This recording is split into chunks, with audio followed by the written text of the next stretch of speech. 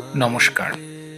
ধনতেরাসে আমরা যে ১৪ প্রদীপটি জ্বালাই যমদেবের উদ্দেশ্যে, কখন যমদেবের উদ্দেশ্যে ১৪ প্রদীপ জ্বালালে আমরা কী ফল পাব সেটা আমরা আজকে জানব। আমরা সবাই জানি ধনতেরাসে যমদেবের উদ্দেশ্যে ১৪ প্রদীপ জ্বালালে আমাদের মৃত্যু ভয় দূর হয়, যন্ত্রণা কষ্ট এবং শারীরিক অসুস্থতা থেকে আমরা মুক্তি পাই।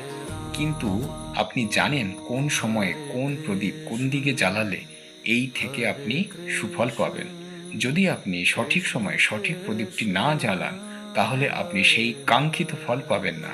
তাই আপনি আজকে জেনে নিন কোন সময়ে কোন দিকে কোন প্রদীপটি জ্বালাতে হবে। টাইমও লিখে দিলাম, দেখে নিন কোন সময়ে কোন প্রদীপ কোন দিকে জ্বালালে আপনার সেই কাঙ্ক্ষিত মনোবাসনা পূর্ণ হবে।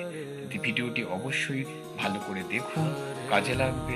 ভালো লাগলে অবশ্যই ভিডিওটি আপনার প্রিয়জনের মধ্যে শেয়ার করে দেবেন। হরে কৃষ্ণ কৃষ্ণ কৃষ্ণ